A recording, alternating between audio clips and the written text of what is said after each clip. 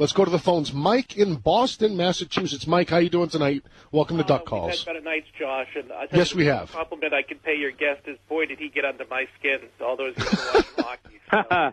I'll take a compliment. It is a compliment. Two quick questions for both of you. I'll take the answers off air. Somebody on social media pointed out, or reminded us rather, that Ryan Getzlaf has not scored on an NHL goaltender since last May. How important is his next goal to the hockey club's mentality? And secondly, for those who are advocating, which I'm not one of them, about a coaching change, how does the recent decision for the NHL's compensation rule for opposing coaches play into any decisions they might make? Well, if I'm not mistaken, thank you, Mike. First of all, I'll let me take this first, and I'll turn it over to Matthew. I think that the rule change, since this is in midstream, I believe, and Matthew can correct me if I'm wrong, that would take effect next season. I will also remind the audience that I don't think Bruce Boudreau can hold your hand, and I don't think this is that complicated a game, but, if anyone wants to freshen the air, I guess go ahead and talk about Boudreau, but I don't think Boudreau can hold your hand. Now, as far as Ryan Getzlaf's next goal, I will tell you that I believe Ryan Getzlaf's next 5 or 10 goals within about a month will be something that would help fuel the team, coupled with Jakob Silfverberg's, Carl Hagelin's, Ryan Kessler's. There's a lot of names on that list.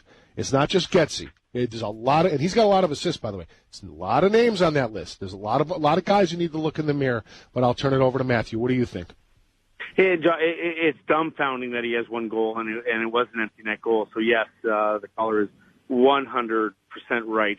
I think it just goes to his confidence. If he can get pucks in the net, he just didn't lose his game. He hasn't lost his game. You go through streaks, and we're seeing it in Pittsburgh with Sidney Crosby.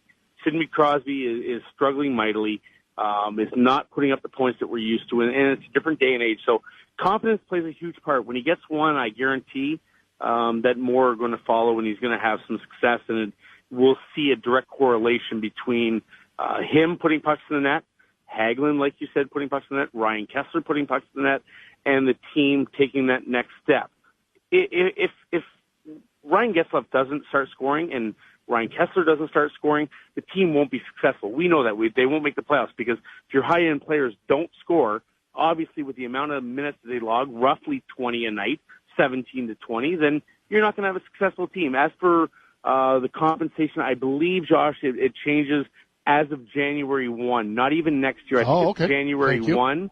And I could be wrong, but I think it is January 1 that the Board of Governors and the GMs have decided that the compensation rule, which wasn't supposed to be meant for coaches that have been fired or GMs that have been fired, that wasn't part of it. It was supposed to be part of the picking process of the AKA, the Detroit's, really developing young management and coaches and people plucking away from their team.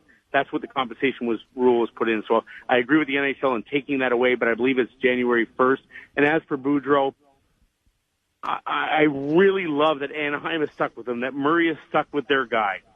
And the easiest thing to do in this day and age is to blame the coach. I don't think it's the coach. I think this is on the players. They have to find a way, when you're that talented, to find a way to be a better team and more consistent. Consistency has been the issue on this team, and I would hate to see Bruce Boudreau, who I like very much. Having said that, if they don't turn it around at some point very shortly, he will find his way out the door, because it's the easiest thing to do for teams. Yeah, and Murph has certainly given Boudreau every chance, and like I said, when they were 1-7-2, he didn't get rid of him, and again, something at some point could give, but I got to point to some guys who know very well how to play hockey, and they're getting paid to do so.